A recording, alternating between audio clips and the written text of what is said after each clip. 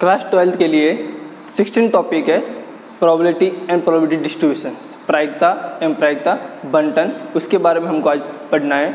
तो प्रायिकता एवं प्रायिकता बंटन ये टॉपिक हमने दो पार्टों में डिवाइड किया है। स्टार्टिंग का पार्ट हमने जो ये प्रायिकता है और दूसरा पार्ट है प्रायिकता बंटन, तो इसको दो पार्ट में डिवाइड किया है। तो फर्स्ट पार्ट में मैंने कौन कौन से प्रश्नावलियाँ हैं जो एक्सरसाइज है 16 के अंदर 16.1, 16.2 एंड 16.3, उसको मैंने एक प्रायिकता नाम देके और उसके अंदर कौन कौन से पार्ट हमें पढ़ने हैं उसको डिस्क्राइब किया है। और सेकंड पार्ट के अंदर हमने 16.4 एंड 16.5 उसके प्रायिकता बंटन प्रोबेबिलिटी डिस्ट्रीब्यूशन है, इसमें कौन कौन से पार्ट है उसको हमने डिस्क्राइब किया है। तो हम प्रोबेबिलिटी को तो क्लास 9 से पढ़ते आ रहे हैं और 10th में भी पढ़ा, 11th में भी पढ़ा, अब 12th में भी है। तो क्लास 9th के अंदर सिर्फ हम प्रोबेबिलिटी के अंदर सिर्फ जाना कि प्रोबेबिलिटी क्या होती है, उसमें एक ही फार्मूला यूज किया है, संभावित परिणाम अपन कुल परिणाम वाला। 10th में भी वही यूज किया है। और जब हम 11th में आते हैं तो हमारा एक पार्ट आगे बढ़ जाता है, लेकिन जैसे 12th में आते हैं फिर हमें बहुत आगे बढ़ जाते हैं। तो क्लास 9th के अंदर हम लोगों ने एक फार्मूला पढ़ा, उसके बाद वो क्या है, फर्स्ट टॉपिक हमारा प्रायिकता, कि प्रायिकता क्या होती है। तो हमें पता है कि किसी भी घटना के घटित होने की जो संभावित मान होता है उसको हम प्रायिकता बोलते हैं। किसी भी घटना के घटित होने की संभावना को हमें प्रायिकता बोलते हैं। तो प्रायिकता के नॉर्मल फार्मूला एक ही है, favourable outcome upon total outcome, favourable outcomes upon total outcome. तो हमारा एक ही फॉर्मूला जो हम 9th और 10th में बोले हैं कि संभावित परिणाम अपॉन कुल परिणाम। लेकिन जैसे हम 12th के अंदर आते हैं तो हमें प्रायिकता का 11th के अंदर प्रायिकता का नियम जो ये फर्स्ट नियम है, योग नियम, ये पढ़ा जाता है और गुणन प्रमेय के बारे में भी थोड़ा बहुत बताया जाता है। लेकिन 12th के अंदर हम गुणन प्रमेय और उसी के बेसिस पे सब प्रतिबंध प्रायिकता, संपूर्ण प्रायिकता और बेज प्रमेय पढ़ा जाता है। और प्रायिकता बंटन के अंदर प्रायिकता बंटन क्या होता है, उसके अंदर माध्य कैसे निकालते हैं, प्रचरण कैसे निकालते हैं, विचलन कैसे निकालते हैं, बर्नौली थ्योरम का यूज करते हुए द्विपद बंटन की प्रायिकता कैसे निकालते हैं, तो इसको हम एक एक करके डिटेल में पढ़ेंगे। तो इसके अंदर फर्स्ट टॉपिक है हमारा प्रायिकता क्या है। तो प्रायिकता क्या है, किसी भी घटना के घटित होने की संभावना को हमें प्रायिकता कहते हैं। और इसका सिंपल फार्मूला है कि favourable outcomes upon total outcome. और प्रायिकता माना कि घटना है x, माना कि घटना x है। अब x के क्या संभावित मान हो सकते हैं, तो x के लिए प्रोबेबिलिटी ऑफ x, इसका मतलब होता है प्रायिकता घटना x की प्रायिकता प्रोबेबिलिटी ऑफ x, इसका मैक्सिमम मान 1 हो सकता है और मिनिमम मान 0 हो सकता है। कभी भी प्रायिकता का मान 1 से अधिक नहीं होता और नेगेटिव भी नहीं होता। अगर आपको किसी भी घटना को घटित होने की 100% संभावना है तो इसकी वैल्यू 1 होगी, और किसी भी घटना की घटने की 0% संभावना है तो उसकी प्रायिकता 0 होगी। अगर अपन कहेंगे किसी घटना घटित होने की 50-50 है, 70% है, 80% है, तो ये हमें परसेंटेज बताते हैं, तो ये उसकी प्रोबेबिलिटी होती है कि वो कितना परसेंटेज घटना घटित होगी। तो ये तो हमारी होती है प्रायिकता, किसी घटना को घटने की जो प्रोबेबिलिटी होती है, संभावना होती है, वो हमारी प्रायिकता होती है। और प्रायिकता के नियम, हमारे पास प्रायिकता के दो नियम है, योग प्रमेय और गुणन प्रमेय। अब हम लोगों ने योग प्रमेय क्लास 11 के अंदर पढ़ा था, एक बार हम रिवाइज कर लेते हैं। योग प्रमेय के अंदर क्या होता है कि कोई दो घटनाएं एक साथ घटित हो रही है या दो घटना घटित हो रही है, उसके अंदर अपन को पूछा जाता है ये तो ये घटना या फिर ये घटना, इसकी प्रोबेबिलिटी निकालो। जब ये पूछा जाए या फिर अथवा का शब्द, जब हमें एग्जाम के अंदर क्वेश्चंस आते हैं अथवा के अंदर बोलते हैं या तो ये क्वेश्चंस करो या फिर ये क्वेश्चंस करो, तो इस टाइप का आता है या जब वर्ड लगता है तो हमें यूज करते हैं योग प्रमेय का। जब हमको होता है कंपल्सरी ये भी करना है और ये भी करना है, या ये भी करना है तथा ये भी करना है, मतलब दोनों तथा जिस दो घटनाओं के मध्य तथा या फिर और शब्द का यूज हो तो हमें गुणन प्रमेय का यूज करना है। तो हम इसको डिटेल में पढ़ते हैं।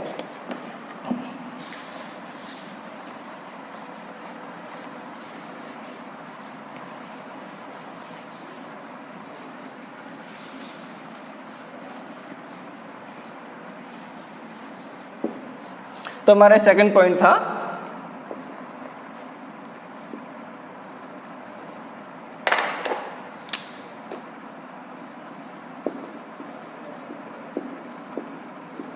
प्रायिकता के नियम। और कौन कौन से नियम थे? हमारे दो पार्ट थे इसके। फर्स्ट पार्ट था योग प्रमेय, जिसको इंग्लिश में बोलते हैं एडिशनल थ्योरम। Additional theorem. दूसरा है गुणन प्रमेय, जिसको इंग्लिश में बोलते हैं मल्टीप्लिकेशन थ्योरम। अब इसके अंदर भी दो पार्ट है हमारे, गुणन प्रमेय, योग प्रमेय। योग प्रमेय अंदर क्या होता है?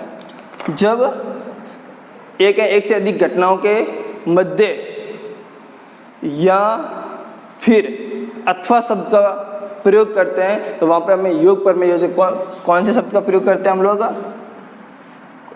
तो सूचक वर्ड होते हैं या फिर अथवा। गुणन प्रमेय के अंदर हमें क्या करते हैं? कौन से शब्द यूज करते हैं? तो घटनाओं के मध्य और वर्ड आएगा या फिर तथा शब्द का प्रयोग होगा। ये पहचानने के तरीके है कि हम गुणन प्रमेय कब लगाएंगे और योग प्रमेय कब लगाएंगे। और इसके हम दो जब प्रोबेबिलिटी फाइंड आउट करेंगे तो ये साइन का यूज करते हैं। वो कौन सा साइन है हमारा? यूनियन का। कौन सा? यूनियन का। और इसके अंदर इंटरसेक्शन का। इसका मतलब ये होता है दो घटनाओं की एक साथ प्रायिकता निकालना, और इसका मतलब होता है यूनियन का या तो इसकी प्रायिकता निकालो या फिर इसकी प्रायिकता निकालो। तो इसके भी दो पार्ट है।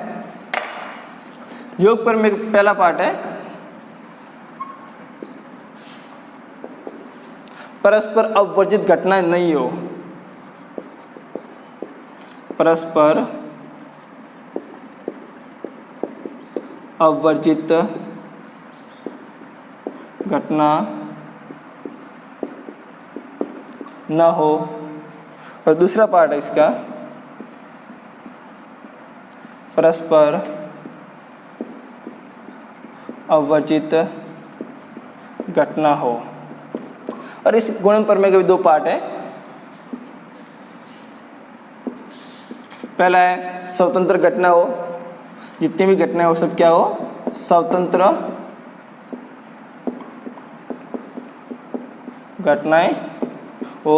और इसका दूसरा पार्ट है आश्रित घटनाएं। इसका मतलब होता है एक दूसरे पे डिपेंड होगी, आश्रित।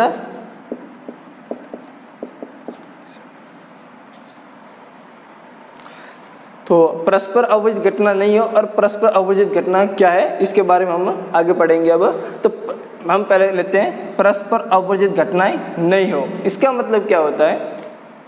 मैं आपको पहले तो इन दोनों के अंदर डिफरेंस क्या है वो बता देता हूँ। इसका इन दोनों में डिफरेंस एक ही है कि जब घटनाएं घटित होती है, एक से अधिक घटनाएं घटित होती है तो क्या होता है कई बार कि ये घटना भी घटित होगी और ये भी घटना घटित होगी। तो इसमें क्या होता है? दोनों घटनाओं में कुछ कॉमन फैक्टर होता है, कुछ उभयनिष्ठ अंश होता है कि इसमें भी ये घटित हुआ और इसमें भी हुआ है। कभी क्या होता है ये दोनों घटनाएं बिल्कुल अलग होती है। जब बिल्कुल अलग होती है तो उसको हम बोलते हैं परस्पर अवर्जित घटनाएं हैं। जब उसमें कुछ अंश उभयनिष्ठ हो, कुछ कॉमन फैक्टर हो तो उसको हम बोलते हैं अवर्जित घटना नहीं है। तो इसके अंदर क्या है?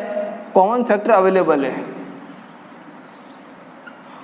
कॉमन फैक्टर जिसको हिंदी में बोलते हैं उभयनिष्ठ अंश, फैक्टर अवेलेबल है और इसके अंदर अवेलेबल नहीं है। डिफरेंस इतना ही है और कुछ भी नहीं है, बाकी सब सेम है। तो परस्पर अवर्जित घटना ही नहीं हो इसका मतलब है उसके दो घटना एक साथ घटित हो रही है तो उसके अंदर कुछ न कुछ कॉमन फैक्टर अवेलेबल होगा। और अवर्जित है तो इसका मतलब है उसके अंदर कुछ कॉमन फैक्टर अवेलेबल नहीं होगा। दोनों बिल्कुल अलग होगी, इसमें कोई कॉमन फैक्टर अवेलेबल नहीं होगा। तो इसको मैं डेफिनेशन से बता रहा हूँ कि परस्पर अवर्जित घटना हो तो माना सैंपल स्पेस के अंदर दो घटनाएं ए और बी। सैंपल स्पेस के अंदर मेरा ये सैंपल स्पेस है, इसको ऐसे से लिखते हैं। इसमें दो घटनाएं ए और बी। अब ए और बी दोनों घटनाएं घटित हो चुकी है तो हमें इसके प्रत्येक घटना की हमें प्रोबेबिलिटी निकालनी है। प्रत्येक घटना की प्रोबेबिलिटी निकालनी है। तो जब ए और बी अवर्जित घटनाएं हैं और सैंपल स्पेस के अंदर प्रत्येक घटना की हमें प्रोबेबिलिटी निकालनी है तो हम क्या करेंगे? प्रत्येक घटना की प्रोबेबिलिटी को जोड़ देंगे। इसमें से किसी भी घटना की प्रोबेबिलिटी निकालने तो क्या करेंगे, प्रत्येक घटना की प्रोबेबिलिटी को जोड़ देंगे। कैसे, मान लो प्रोबेबिलिटी ऑफ ए या फिर बी की निकालनी है, क्योंकि योग पर मैं या का यूज हुआ, या फिर बी की निकालनी, किसी एक की निकालनी, या तो ए की या बी की। तो मैंने क्या बोला, अगर इसमें से किसी एक घटना की प्रोबेबिलिटी निकालनी है तो प्रत्येक घटना की प्रोबेबिलिटी को जोड़ देंगे। ये कब करेंगे, जब परस्पर अवर्जित घटना हो। तो इसमें क्या करेंगे, P of A plus P of B, प्रत्येक घटना की प्रोबेबिलिटी जोड़ देंगे। अगर ऐसा भी हो सकता है कि यहाँ पे सी और है, तो सीधी बात है ए या बी या सी, तो इस प्रत्येक घटना की जोड़ दो, तो इसमें भी यही होगा, P of A plus P of B plus P of C, तो जोड़ देंगे। तो ये तो हमारी होगी परस्पर अवर्जित घटनाएं हो, क्योंकि इसके अंदर हमारा कॉमन फैक्टर नहीं है। अब लेकिन हमारा जो फर्स्ट पॉइंट था, परस्पर अवर्जित घटनाएं नहीं हो, अब इसके अंदर हमारे क्या है, कॉमन फैक्टर अवेलेबल होगा, कुछ न कुछ उसके अंदर कॉमन फैक्टर अवेलेबल होगा कि इन तीनों के अंदर। तो हमें इसके अंदर क्या करना होगा कि इसके अंदर हमें अगर प्रोबेबिलिटी निकालनी है, सैंपल स्पेस के अंदर हमारे ए बी कितनी भी घटनाएं हैं और प्रोबेबिलिटी निकालनी है, तो किसी एक की प्रोबेबिलिटी निकालनी है इनमें से, तो प्रत्येक घटना की प्रोबेबिलिटी को जोड़ देंगे। यहाँ तक तो प्रोसेस सेम करेंगे, कोई फर्क नहीं रहेगा, लेकिन जो कॉमन फैक्टर होगा उसको हमें माइनस करना है। यह एक ध्यान रखना है कि जो कॉमन फैक्टर अवेलेबल है तो उसको हमें माइनस करना है, अगर अवेलेबल नहीं है तो सीधी बात है सीधा को जोड़ना है। तो अवेलेबल है तो हमें क्या होगा, यहाँ पे मान लो ए या बी किसी एक घटना की प्रोबेबिलिटी निकालनी है हमको, तो क्या करेंगे, सबकी प्रोबेबिलिटी अलग अलग करके जोड़ देंगे, P of A plus P of B. लेकिन अब कॉमन फैक्टर अवेलेबल है, उभयनिष्ठ अंश अवेलेबल है, तो इसको क्या करेंगे, P of A intersection B, जो कॉमन होता है उसको एक साथ, जो कॉमन होता है उसको इंटरसेक्शन से लिखते हैं, कि गुणन प्रमेय के अंदर क्या होती है, एक साथ निकालने की दो घटना है और तथा, है ना, तो यहाँ इंटरसेक्शन है तो उसको हमको क्या करना है, निकाल देना है। और यहाँ पर क्या अवेलेबल थी नहीं, तो वो उसका क्या वैल्यू होगी, 0, तो सीधा फार्मूला ये आ गया। और इसके अंदर तीन घटना भी हो सकती है, मान लो ए या बी या सी, तो इसके अंदर क्या करेंगे, P of A plus P of B plus P of C. आगे फिर क्या करेंगे, सबकी जो कॉमन घटना है उसको घटा देंगे, तो minus A intersection B minus A intersection C minus B intersection C. अब इसमें क्या होता है कि तीनों के एक साथ होगा कॉमन फैक्टर, वो क्या 2-3 बार घटित होता है, उसको एक लास्ट में ऐड कर लेना है, P of A intersection B intersection C. अब ये क्यों किया, क्योंकि कई बार क्या होता है, ए और जब हम डायग्राम बनाते हैं, मान लो ये हमारा, मैं यहाँ पे डायग्राम बना रहा हूँ, जो हम इसे सेट्स थ्योरम से पढ़ते हैं आगे 11th के अंदर पढ़ा है हमने समस्या। मान लो आपका ये ए है, ये बी और सी, ये आपका सैंपल स्पेस है। अब आपका ये ए है, ये बी है, ये सी है। अब जब देखो सबकी प्रोबेबिलिटी को जोड़ दिया हम लोगों ने, जो हमें फिर से आ गया उनको घटा दिया, कौन कौन सा, A intersection B, A intersection B कौन सा है, ए इंटरसेक्शन बी यहाँ तक है, ए इंटरसेक्शन बी हमारा यहाँ तक।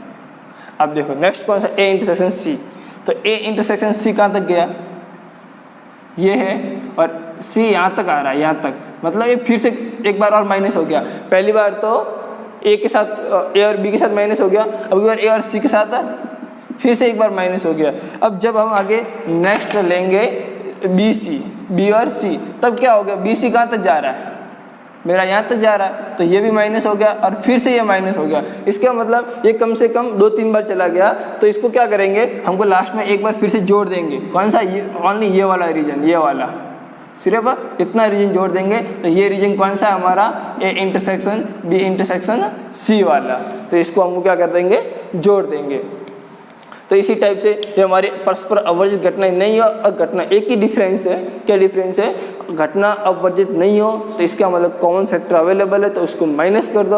अगर हमारा अपवर्जित घटनाएं हैं तो इसका मतलब कॉमन फैक्टर है नहीं तो सीधा सीधा हमको जोड़ देना। और इसको यहाँ यूनियन भी लिखा सकते हैं यहाँ पे, जैसे कि P ऑफ A यहाँ B यहाँ C लिखते हैं ना, तो इसको A union B union C इसको ऐसे भी लिख सकते हैं और इसको P of A union B लिख सकते हैं। और यहाँ पर भी सेम वही कर सकते हैं, यहाँ पर इसको P of A union B और यहाँ पर P of A union B union C। तो ये हमारे योग पर में थी। इसके अंदर हमको आगे दोनों को एक एक एग्जाम्पल लेके हम समझते हैं।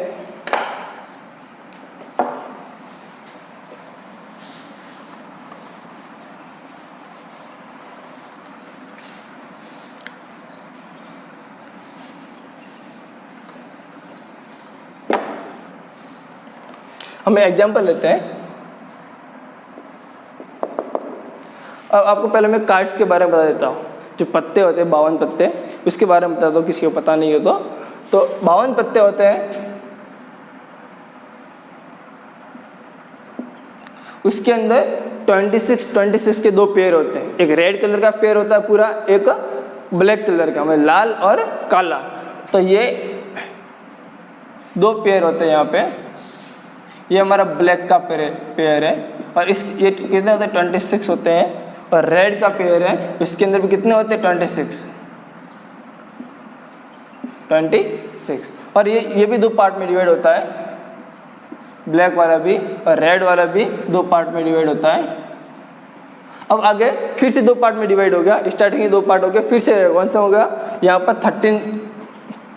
13 कार्ड्स होंगे, यहाँ पर भी 13 कार्ड्स होंगे। ये भी दो पार्ट में डिवाइड होगा, 13 कार्ड्स और 13 कार्ड्स। अब देखो ये ब्लैक के दो 13 कार्ड्स कौन सा, एक तो होगा स्पेड्स कार्ड होते हैं, दूसरा होता है यहाँ पर क्लब होता है। इसके अंदर दो होते हैं, एक तो हार्ट होता है, एक होता है डायमंड।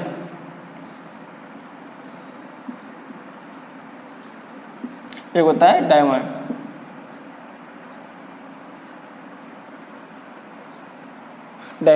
इसको हुक्म का पत्ता बोलते हैं, इसको सीढ़ी बोलते हैं, इसको हार्ट और ये डायमंड है। ये किस टाइप का होता है, मैं आपको डायग्राम बना देता हूँ। ये वाला पत्ता ये इस टाइप से 3 डंडे वाला होता है।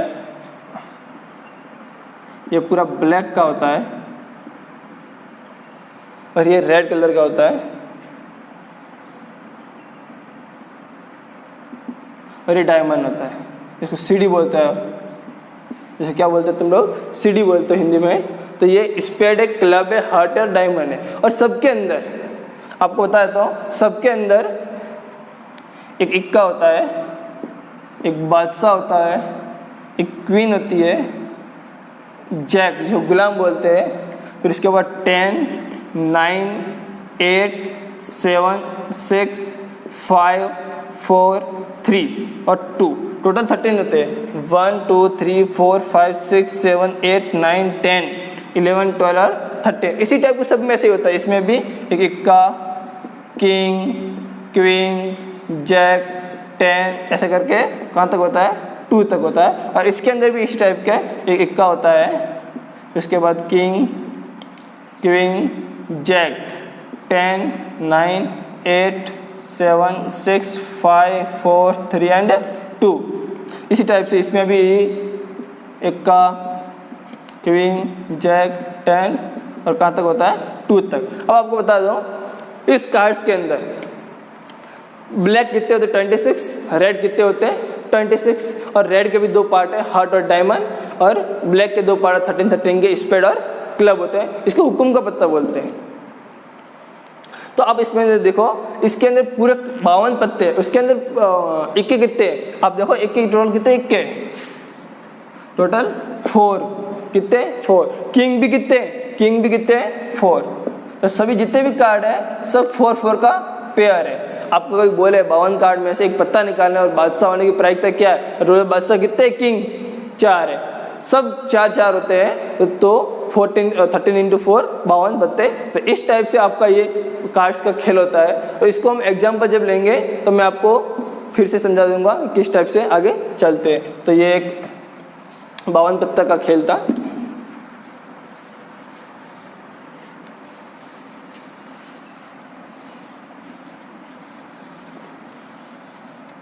अब एक एग्जांपल लेता हूं। एक 52 पत्तों की 52 पत्तों की गड्डी से एक यादृच्छिक रूप से, यादृच्छिक मतलब रैंडमली कोई भी पत्ता निकालना है, रूप से एक पत्ता निकाला जाता है तो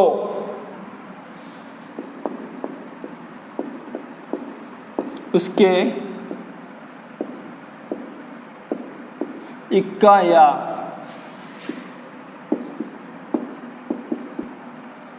बादशाह होने की प्रायिकता ज्ञात करो।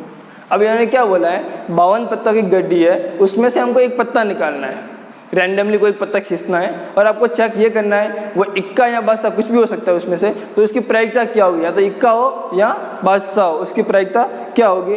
तो हमें यहाँ पे दो घटनाएं और दो घटना कौन सी, इक्का हो या बादशाह, और उसके दोनों घटनाओं के मध्य कौन सा शब्द है, या। इसका मतलब कौन सा हो गया, योग प्रमेय। योग प्रमेय पहचानिए, ये तो या फिर अथवा। दो घटना कौन सी, पहली घटना इक्का वाली, दूसरी घटना बादशाह वाली। दो घटनाएं उसके मध्य यहाँ का शब्द है, इसका मतलब हमको योग प्रमेय लगानी है। अब योग प्रमेय के अंदर हमारे पास दो है, परस्पर अवर्जित घटनाएं नहीं हो और परस्पर अवर्जित घटना हो। अब परस्पर अवर्जित घटनाएं नहीं हो तो हमारे पास कंडीशन क्या होती है, इसमें कॉमन फैक्टर होता है, और परस्पर अवर्जित घटना हो तो कॉमन फैक्टर अवेलेबल नहीं होता है। अब कॉमन फैक्टर कैसे होगा, यहाँ तो कोई बात सिमिलर होगी। तो अब देखो, इक्का कभी बादशाह नहीं हो सकता और बादशाह कभी इक्का नहीं हो सकता। इसका मतलब क्या है, इसके अंदर कोई कॉमन फैक्टर अवेलेबल नहीं है, क्योंकि इक्का कभी बादशाह हो नहीं सकता और बादशाह कभी इक्का नहीं, दोनों अलग अलग कार्ड्स है ना। तो इसका मतलब क्या है, ये दोनों कोई कॉमन फैक्टर नहीं है। तो इसमें एक तो क्या कंडीशन है, इससे तब हम क्या पता लग गया, योग प्रमेय लगेगा। कौन सा लगेगा, योग प्रमेय। लेकिन इक्का नॉट इक्वल टू बादशाह, कोई कॉमन फैक्टर नहीं है। क्या है, कॉमन फैक्टर नहीं है। और जब कॉमन फैक्टर नहीं है तो कौन सी पार्ट होता है, हमारा सेकंड पार्ट था कौन सा, परस्पर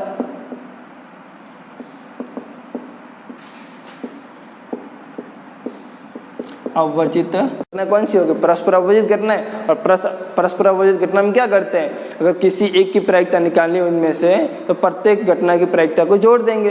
तो चलो, तो अब हम क्या करते हैं, इसका सॉल्यूशन करते आगे। अब हमको पता चल गया कि परस्पर अवर्जित घटनाएं हैं, तो हम दोनों घटनाओं की प्रायिकता निकालो और जोड़ दो। तो हमें सॉल्यूशन होगा, करते हैं हम लोग। माना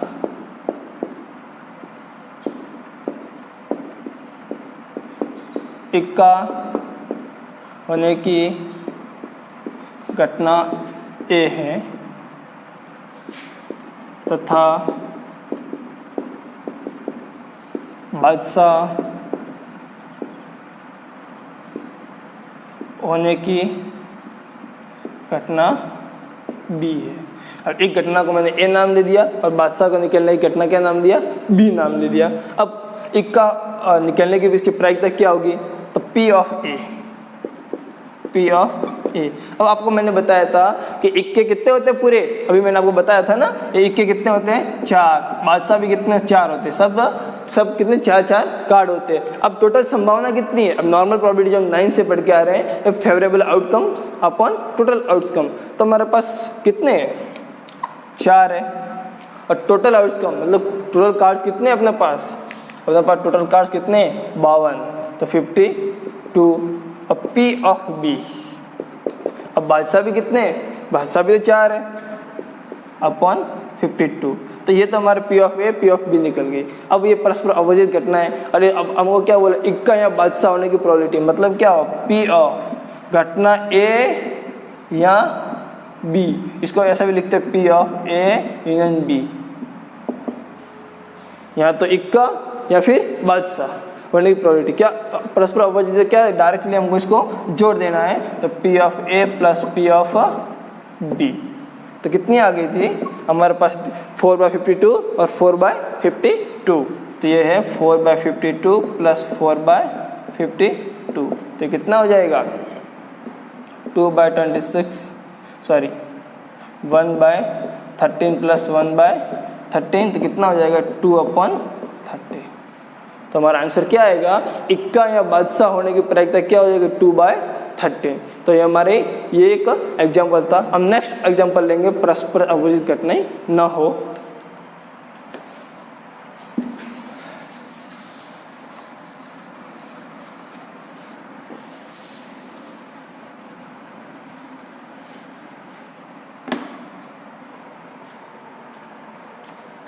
नेक्स्ट एग्जाम्पल लेते हैं हम लोग, कार्ड्स के ले लेते हैं। एक 52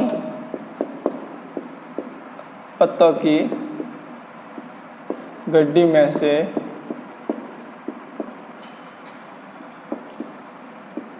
एक यादृच्छिक रूप से पत्ता निकाला जाता है, तो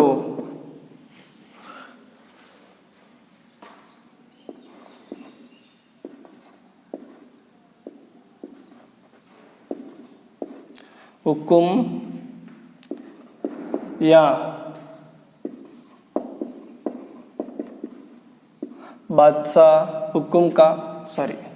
हुक्म का पत्ता या बादशाह होने की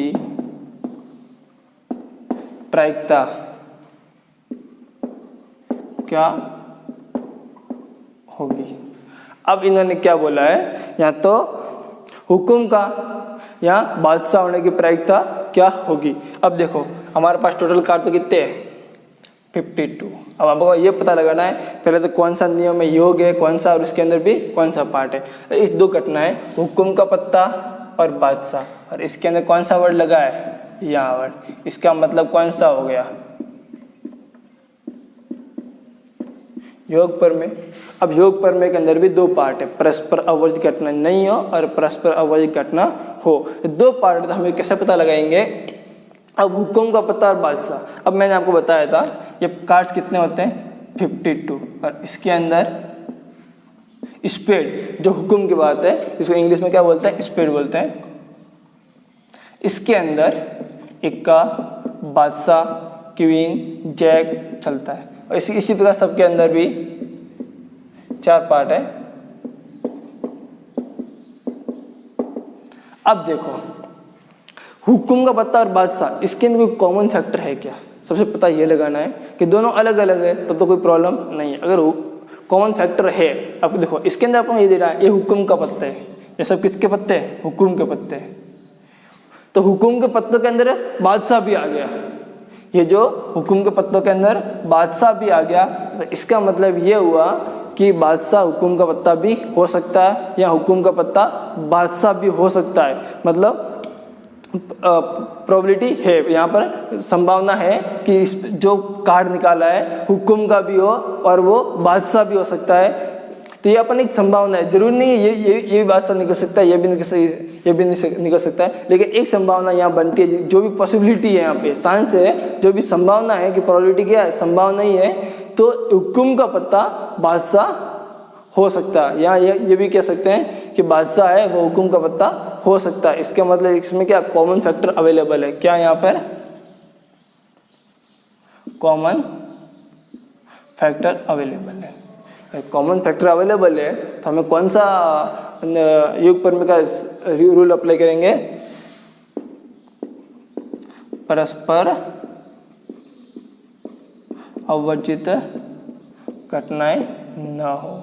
इसका मतलब सीधी बात है इक्का या बादशाह होने की प्रायिकता निकालनी है तो इक्का होने की हुक्म या हुक्म का पत्ता या बादशाह होने की प्रायिकता निकालनी है। तो मतलब इसका मतलब क्या हो गया, हुक्म के पत्ते के निकालने की प्रायिकता को प्लस बादशाह होने की प्रायिकता को हम जोड़ देंगे और दोनों का जो कॉमन फैक्टर है उसको माइनस कर देंगे। तो हम इसका सॉल्यूशन करते हैं।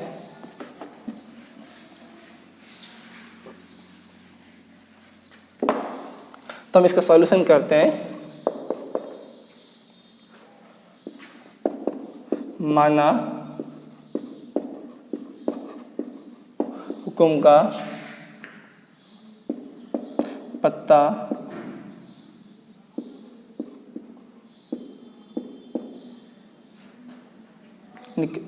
निकलने की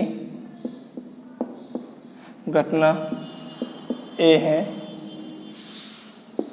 और स्वयं बादशाह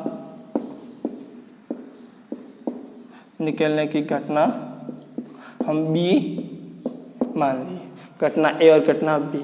अब देखो हुक्म के पत्ते के निकलने की घटना, अब देखो पी ऑफ ए, इसकी प्रोबेबिलिटी निकालनी पड़ेगी। अब हुक्म के पत्ते कितने होते हैं, स्पेड के भी 13, क्लब के भी 13, हार्ट के भी 13 और डायमंड के भी 13। हुक्म में कितने पत्ते हैं, 13 पत्ते हैं और टोटल कितने में से निकालना है, 52 में से। तो प्रोबेबिलिटी क्या होगी, कुल संभावित कितने हुक्म से फेवरेबल आउटकम अपना 13 है और कितने में से, 52 में से। और पी ऑफ बी बादशाह निकलने की घटना, टोटल कितने बादशाह है, 4 है अपने पास। किंग कितने, 4 अवेलेबल है तो 4 किंग है हमारे पास। टोटल कितने में से, 52 पत्तों के अंदर। अब देख ये तो हमारे ये, अब कॉमन फैक्टर की बात करते हैं। किसकी बात करते हैं, कॉमन फैक्टर की बात करते हैं अपन लोग। तो हम लोग कॉमन फैक्टर की बात करते हैं। तो मैंने आपको बताया था कॉमन फैक्टर के अंदर क्या हमेशा एक साथ निकलता है, इंटरसेक्शन लगता है। तो ए इंटरसेक्शन बी, इसका मतलब क्या हुआ, दोनों में कॉमन फैक्टर है, उसकी प्रोबेबिलिटी क्या होगी। कॉमन फैक्टर क्या है कि हुक्म का पत्ता बादशाह हो सकता है और यहाँ फिर कह सकते हैं कि बादशाह हुक्म का भी हो सकता है। तो इसमें देखो हुक्म के कितने पत्ते हैं, 13, उसके अंदर बादशाह कितने हैं, हुक्म के पत्तों में बादशाह एक ही है तो कितना बादशाह है, ओनली फॉर 1 है। और कितनों में से हुक्म का एक ही बादशाह है, 52 पत्तों के अंदर हुक्म का एक ही बादशाह है। कि 52 पत्तों के अंदर एक तो हुक्म का बादशाह होता है, एक क्लब का बादशाह होता है, एक हार्ट का बादशाह होता है और एक डायमंड का होता है। लेकिन अपने पास यहाँ कौन कौन से कॉमन किसमें, हुक्म का पत्ता और बादशाह। तो हुक्म का एक ही बादशाह है कितने, 52 पत्तों के अंदर। तो हमारे पास एक ही बादशाह है और कितने पत्तों के अंदर, 52 पत्तों के अंदर। तो ये हमें प्रोबेबिलिटी निकल गई। अब हमको प्रोबेबिलिटी किसकी निकालनी है, हुक्म का पत्ता या बादशाह। तो पी ऑफ ए या बी, तो इसको ऐसे भी लिख सकते हैं। अब क्या फॉर्मूला था कि सबकी अलग अलग प्रोबेबिलिटी करके जोड़ दो। अब जो कॉमन फैक्टर है, जो भी कॉमन फैक्टर इसको माइनस कर दो। तो पी ए इंटरसेक्शन बी, अपने पास क्या है, 13/52 प्लस 4/52 माइनस 1/52। तो इसको आंसर निकालो, क्या आएगा, 52 कितना होगा, 13 और 4 17 माइनस 1 कितना हो जाएगा, 16/52। तो ये हमारे आंसर आएगा 16/52। तो हम इसी प्रकार से ये हमारे 2 टाइप के क्वेश्चन हो गए थे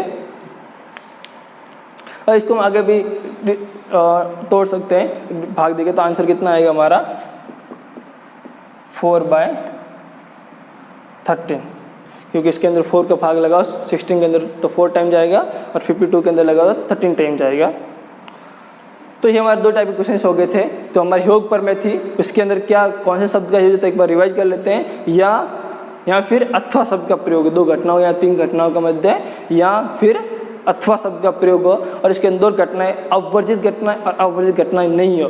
अवर्जित घटना के अंदर क्या होता है, कॉमन फैक्टर नहीं होता है और अवर्जित घटना न हो इसका मतलब हुआ कि कॉमन फैक्टर अवेलेबल है।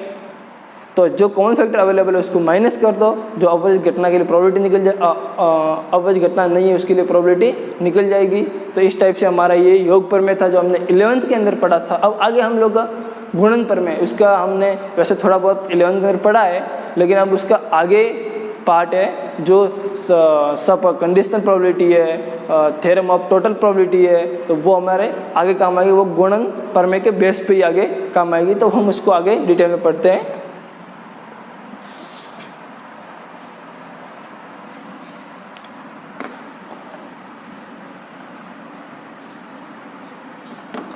अब आगे हमारे पास गुणन प्रमेय, तो सेकेंड पॉइंट था प्रायिकता नियम, उसके फर्स्ट पार्ट योग प्रमेय हमने पढ़ लिया, और सेकेंड पार्ट है गुणन प्रमेय। कौन सा पार्ट है?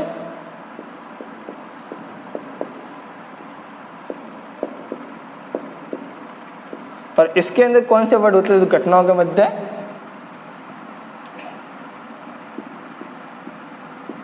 और शब्द, या फिर अथवा का, सॉरी अथवा नहीं, तथा का, और इसके अंदर कौन सा साइन यूज करते हैं? इंटरसेक्शन का। कौन सा? इंटरसेक्शन का। और इसके अंदर भी दो पार्ट है, इसके भी दो पार्ट है, और इसमें क्या डिफरेंस है वो मैं बताता हूँ। पहला है स्वतंत्र घटनाएं,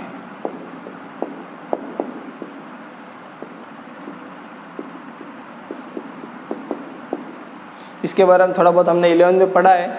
आश्रित घटनाएं थोड़ा बहुत पढ़ा, ज़्यादा नहीं पढ़ा, लेकिन इसको भी डिटेल के अंदर हमारा पूरा आश्रित घटना के अंदर डिपेंडेंट 2-3 प्रमेय आगे है। तो दूसरा है आश्रित घटनाएं,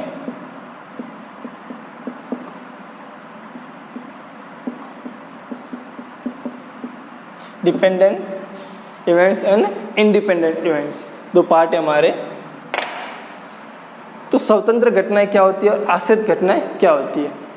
अब सैंपल स्पेस के अंदर हमारे दो घटनाएं ए और बी, दोनों घटनाएं घटित हो रही है और एक दूसरे को बाधित नहीं कर रही है, मतलब इफेक्ट नहीं कर रही है कि एक घटना घटित हो गई है तो बी घटना घटित होने पर कोई प्रभाव नहीं पड़ता, दोनों आराम से एक दूसरे में कोई इफेक्ट नहीं हो रहा है। तो ऐसी घटना को स्वतंत्र घटना कहते हैं। आश्रित घटना में क्या होता है कि मान लो सैंपल स्पेस के अंदर दो घटना ए और बी, अब बी घटना तभी घटित होगी जब पहले एक घटना घटित होगी। इसका मतलब क्या है? बी घटना है वो किस पे डिपेंड करती है? ए पे। जब तक घटना ए घटित नहीं होगी तब तक बी घटना घटित नहीं होगी। इसका मतलब कि एक दूसरे को इफेक्ट कर रहे हैं, तो वो कहोगे आश्रित घटना होगी। कौन सी होगी? आश्रित। हमेशा एक घटना घटित होगी उसके बाद ही दूसरी होगी, कुछ न कुछ कंडीशन उसमें दी होगी, तो वो होती है आश्रित घटनाएं, जो क्या होती है एक दूसरे पे डिपेंड करती है। और ये जो एक दूसरे को इफेक्ट नहीं करती है, बाधित नहीं करती है, तो उसको स्वतंत्र घटनाएं बोलते हैं। अब इसके गुणन प्रमेय के अंदर हमें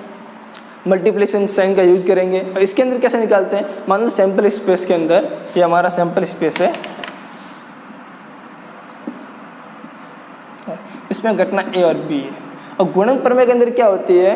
देखो योग प्रमेय के अंदर क्या था, जितनी भी घटना उनमें से किसी एक घटना की प्रायिकता निकालनी है, किसी भी एक घटना की प्रायिकता। अब इसमें क्या है, एक साथ निकालते हैं, जितनी भी घटना है उनकी सबकी एक साथ जब प्रायिकता निकालनी है, जिसको संयुक्त प्रायिकता भी बोलते हैं, तब हमको गुणन प्रमेय का यूज होता है। क्योंकि इसका कौन सा वर्ड है? और एग्जाम में क्वेश्चन होता है कि आपको क्वेश्चन नंबर 24 के अंदर फर्स्ट और सेकेंड, इसका मतलब क्या है? हमको दोनों करने पड़ेंगे, सीधी बात है, हमको दोनों। अगर यहाँ पर लिखा होता अथवा लिखा होता है तो अपन क्या करते हैं? कोई एक सेलेक्ट करते हैं, किसी एक को निकालना होता है ना। जब और लिखा होता है इसका मतलब हमको कंपलसरी दोनों करने हैं, मतलब संयुक्त रूप के पूरा काम करना है। तो इसमें भी वैसे ही है कि जब हमारा और तथा शब्द का यूज होता है, इसका मतलब जितने भी घटना है उनकी सबकी प्रोबेबिलिटी हमको निकालनी है। तो हमको प्रोबेबिलिटी निकालने के लिए जब स्वतंत्र घटना है और हमें संयुक्त प्रोबेबिलिटी निकालनी है, सैंपल स्पेस में जितनी भी घटनाएं हैं उनकी सबकी घटनाओं की गुणनफल के बराबर होगा। संयुक्त प्रोबेबिलिटी क्या होगी हमारी? जितनी भी घटनाएं उनके प्रोबेबिलिटी के गुणनफल के बराबर होगा। कैसे होगा? मान लो यहाँ पर संयुक्त है, मान लो दो घटनाएं ए और बी सैंपल स्पेस के अंदर, तो P of A intersection B, यहाँ इसको कैसे लिखते हैं? पी ऑफ ए और बी। ओके, अब इसके आंसर क्या आएगा? मैंने क्या बोला था, संयुक्त रूप से निकालना है, तो क्या करेंगे? जितनी भी घटनाएं हैं उनकी प्रोबेबिलिटी का गुणनफल के बराबर होगा। ये किसके बराबर होगा? P of A into P of B. ये भी वही फॉर्मूला है, P of A into P of B. मान लो 3 घटना है यहाँ पे, P of A intersection B intersection C, तो भी वही पार्ट होगा कि P of A into P of B into P of C। इसके अंदर क्या होता है, आश्रित घटना के अंदर क्या होता है, कोई एक घटना पहले से घटित हो चुकी होती है और उसके बाद दूसरी घटना घटित होगी, मतलब कोई कोई इफेक्ट करता है। मान लो सैंपल इस पे ऐसे है, इसके अंदर 2 घटनाएं A और B। अब घटना A घटित हो चुकी है, मतलब इसकी कुछ प्रोबेबिलिटी होगी, तो इसकी P ऑफ A अवेलेबल होगी, और घटना B, अब ये घटना घटित हो चुकी है, इसके बाद घटना B घटित होगी, तो इसकी प्रोबेबिलिटी कैसे निकालेंगे, तो इसकी प्रोबेबिलिटी कैसे निकलेगी कि घटना B की प्रोबेबिलिटी वो कैसे निकलेगी कि घटना A तो घटित हो चुकी है, जो घटित हो चुकी है वो नीचे आएगी, और B, इसका मतलब क्या हुआ कि घटना B है उसकी प्रोबेबिलिटी A के ऊपर डिपेंड करती है, कि नीचे वही घटना आएगी जिसके ऊपर डिपेंड करते हैं, या वो पहले से घटित हो चुकी हो, जिसको हम बोलते हैं पहले से घटित हो चुकी हो, इसको B आएगी। अब इसका भी संयुक्त रूप से हमको प्रोबेबिलिटी निकालनी है, तो कैसे निकालेंगे, तो वही गुणनफल के बराबर होगी। तो इसका मतलब हो गया P A इंटरसेक्शन B, किसकी, जो घटना A है उसकी प्रोबेबिलिटी इनटू घटना B की, तो B की तो कौन सी होगी, ये वाली, क्योंकि ये तो आश्रित है, डिपेंडेंट है, तो P of B by A, हमेशा नीचे वही घटना आएगी जो पहले से घटित हो चुकी है। तो ये 2 टाइप से हमारे पास क्वेश्चन है, इसको हम लोग आगे 2 एग्जाम्पल्स में राइट डाउन करता हूँ, फिर हम आगे हम हमारे पास एग्जाम्पल है, मैं आपको फर्स्ट एग्जाम्पल सॉल्व करता हूँ, उसके बाद हम सेकंड एग्जाम्पल सॉल्व करेंगे। फर्स्ट एग्जाम्पल हमारे पास है, एक थैले में 6 रेड गेंद, कितनी है 6, वो भी कौन सी है, रेड है। 5 कितनी है, काली गेंद है, 5 क्या है, काली गेंद है। इसमें से एक गेंद निकाली जाती है तथा पुनः थैले में रख दी जाती है। एक वर्ड का ध्यान रखना, पुनः थैले में रख दी जाती है। इसका मतलब ये है कि मान लो पहली बार आपने गेंद निकाली और देखी कि ये लाल है या ब्लैक है, फिर रख दी, सेकेंड बार निकाली, तो जो 2 घटनाएं हैं वो एक दूसरे को इफेक्ट नहीं करेगी, क्योंकि पहली घटना मान लो आपके पास टोटल कितनी है, 6 + 5 11 गेंदें हैं। अब 11 में से मैंने एक गेंद निकाली, तो कितनी हो जाएगी 10, लेकिन इसको फिर से रख दिया मैंने, तो कितनी हो जाएगी फिर से 11। और जब सेकेंड टाइम फिर से गेंद निकालूंगा तो भी कितने में से निकलेगी, 11 में से निकलेगी ना, क्योंकि पहली प्रोबेबिलिटी में भी गेंद निकाली तो 11 में से निकलेगी, एक गेंद निकाली थी, दूसरी में भी 11 में से निकली। ऐसा तो है नहीं कि 10 में से निकाला है, तो दोनों घटनाओं क्या स्वतंत्र है, कि पहली बार भी 11 में से निकाला, दूसरी बार में भी 11 में से निकाली, कोई एक दूसरे को इफेक्ट नहीं कर रही है। मान लो ये गेंद को पुनः नहीं रखते, कि 10 गेंदें होती, फिर 10 में से निकालते तो प्रोबेबिलिटी चेंज हो जाती, क्योंकि ये पहली घटना में प्रोबेबिलिटी अलग, दूसरे में भी चेंज हो जाती है। क्योंकि अगर मान लो पहली गेंद निकली है, मान लो यहाँ पर रेड निकली है, फिर दोबारा पूछे आपको रेड निकलने की प्रोबेबिलिटी, तो रेड तो कम हो जाएगी, कि 6 में से कितनी हो जाएगी, 5 हो जाएगी। और पहली अगर मान लो ब्लैक निकली है तो सेकंड को इफेक्ट नहीं करेगी, लेकिन पहली रेड ही निकल गई तो फिर इफेक्ट कर लेगी, क्योंकि डिपेंडेंट हो जाएगा कि पहली वाली रेड निकली है या ब्लैक निकली है। लेकिन यहाँ पर ऐसा कुछ नहीं है, क्योंकि हमने गेंद को पुनः रख दिया है। तो इस बात का ध्यान रखना है, जब गेंद को पुनः रख दिया है, कार्ड भी हो, पुनः कार्ड को रख दिया है, तब हमको स्वतंत्र घटना होती है। तो उसके बाद क्या लिखा हो, उसके बाद पुनः एक गेंद निकाली जाती है।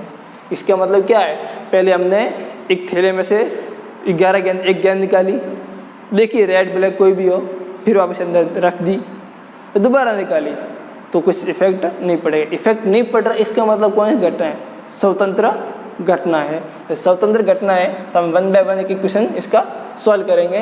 तब देखो, अब मैं इसको क्वेश्चन सॉल्यूशन पहले क्या करता हूँ, 2 घटना है उनको मैं पहले इसको छोड़ देते हैं, पहले इसको सॉल्यूशन कर देते हैं। सॉल्यूशन है, माना लाल गेंद निकलने की घटना, लाल गेंद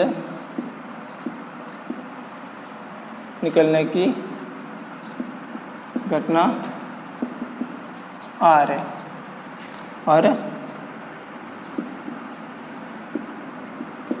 काले गेंद निकलने की घटना मैंने B दी है, ब्लैक और रेड। अब मुझे लाल गेंद की निकलने की घटना की प्रोबेबिलिटी P ऑफ R कितना आएगा P ऑफ R, तो क्या करेंगे, टोटल लाल गेंद कितनी है 6 है, लिख दो, और टोटल ब्लैक गेंद कितनी है 11 है। P ऑफ B ब्लैक गेंद की प्रोबेबिलिटी कितनी है, टोटल कितनी है 5 ब्लैक है और टोटल ब्लैक गेंद कितनी है 11। अब इन्होंने फर्स्ट क्वेश्चन पूछा है दोनों गेंद लाल हो, इसका मतलब क्या हुआ, पहली गेंद भी लाल हो तथा दूसरी भी लाल हो। कौन सा वर्ड यूज होता है, तथा।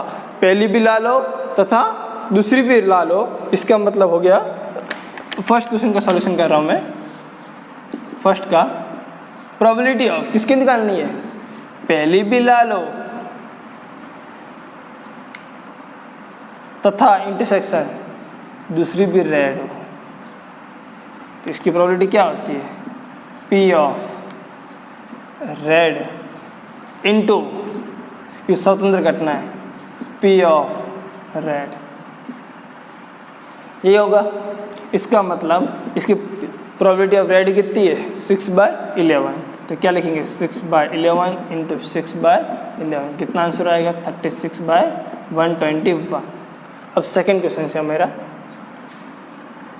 उसका सॉल्यूशन करता हूँ। उन्होंने क्या बोला, दोनों गेंद काली हो, इसका मतलब क्या हुआ, फर्स्ट भी काली और दूसरी भी काली हो, इसका दूसरी भी काली हो तो प्रोबेबिलिटी ऑफ पहली भी काली तथा दूसरी भी काली, इसका मतलब क्या, स्वतंत्र घटना है, डायरेक्ट मल्टीप्लाई करना है, P of B into P of B, P of B into P of B, तो इसका प्रोबेबिलिटी ऑफ B कितनी है 5/11, तो कितना आंसर आएगा 5/11 इंटू 5/11, कितना आंसर आएगा 25/121। अब मैं सॉल्यूशन करूंगा थर्ड और फोर्थ का। अब थर्ड क्वेश्चन से इसके अंदर क्या बोला है, ये देखो आप लोगों, इसके अंदर देखो क्या बोला है कि पहली तो लाल और दूसरी काली, पहली तो लाल और दूसरी कौन सी है काली। इसका मतलब क्या है, पहली और वर्ड कौन सा यूज हुआ है, यहाँ देख लो तथा का यूज हुआ है, किसका यूज हुआ है तथा का। इसका मतलब क्या हुआ, प्रोबेबिलिटी ऑफ पहली कौन सी है लाल है, तो फर्स्ट तो अपन को रेड, तथा मतलब इंटरसेक्शन, उसके बाद हमको ब्लैक निकालनी है। अब इसकी प्रोबेबिलिटी कैसे निकलेगी, P ऑफ रेड की इंटू P ऑफ ब्लैक की, तो रेड कितनी थी मेरे पास 6/11, तो 6/11 इंटू 5/11, कितना आंसर आएगा 30.121।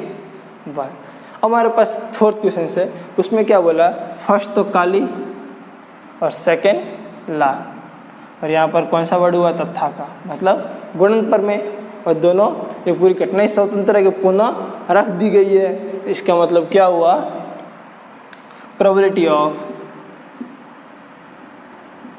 ब्लैक इंटरसेक्शन तथा लाल, मतलब क्या हो गया, probability of black into probability of red, तो कितनी है ब्लैक की 5/11 इंटू 6/11, कितना आंसर आएगा 30/121। तो ये कौन सी थी, स्वतंत्र घटनाएं और गुणन प्रमेय के अंदर स्वतंत्र घटनाएं।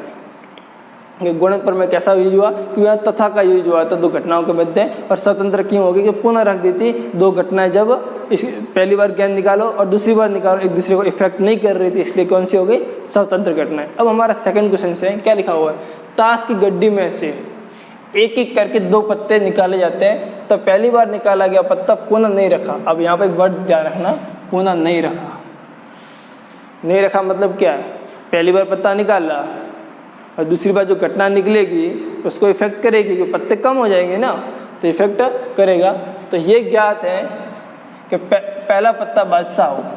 अब हमको ये पता है जो पहली घटना घटित हो चुकी है वो पता है कि वो किंग निकला है।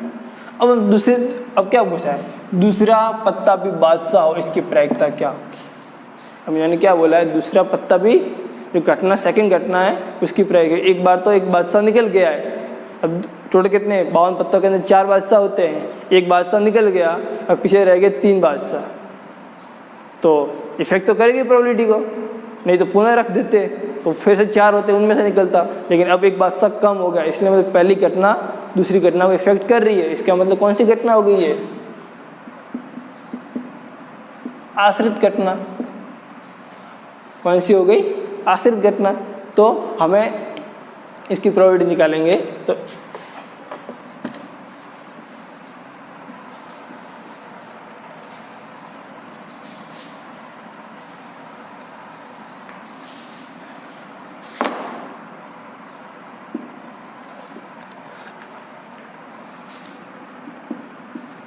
माना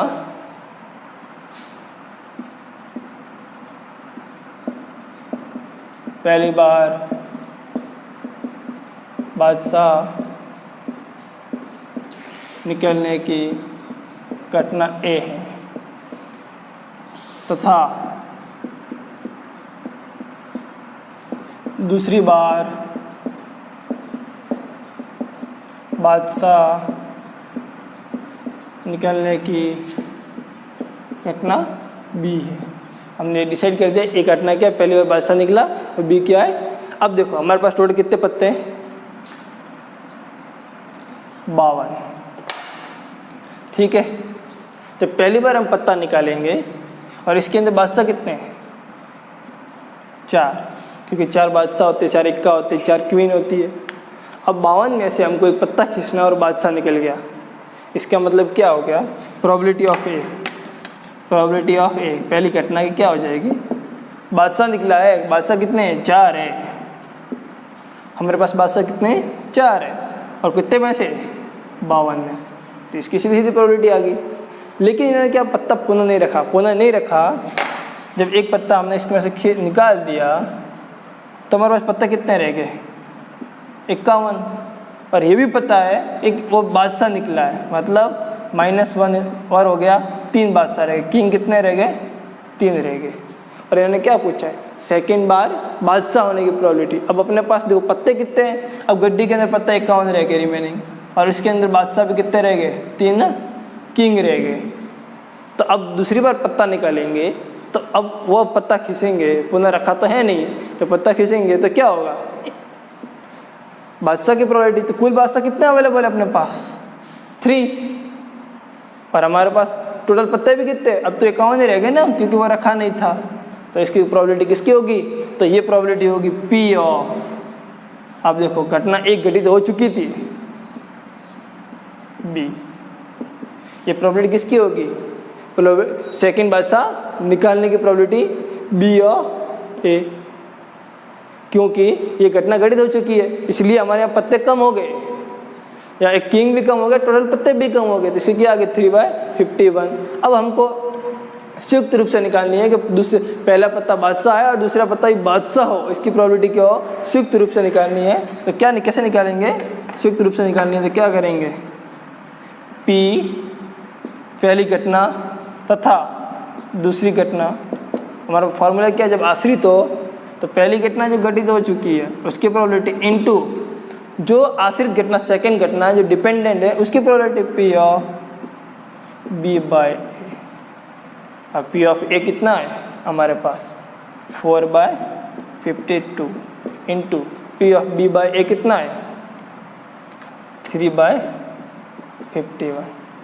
तो ये हमारा जो भी आंसर आएगा वो क्या होगा, से पहली बार बादशाह निकला और दूसरी बार भी क्या बादशाह निकलने की संयुक्त रूप से हमारी ये प्रोबेबिलिटी इसका आंसर होगा। तो एक बात हमेशा ध्यान रखें, जो स्वतंत्र घटना में क्या होता है एक दूसरे को इफेक्ट नहीं करते, और आश्रित में क्या हो एक दूसरे को इफेक्ट करते हैं, क्योंकि इसने इसको इफेक्ट कर दिया, पुनः पत्ता नहीं रखा इसलिए इसको इफेक्ट किया, टोटल पत्ते भी कम हुए और बादशाह भी कम हो गया, इसलिए इफेक्ट कर दिया, इसलिए आश्रित घटना है। अब आगे हमारा टॉपिक है सप्रतिबंध प्रायिकता, कंडीशनल, मतलब कुछ न कुछ कंडीशन दी, जैसे इसमें कंडीशन थी कि पुनः नहीं रखा, ये कंडीशन थी।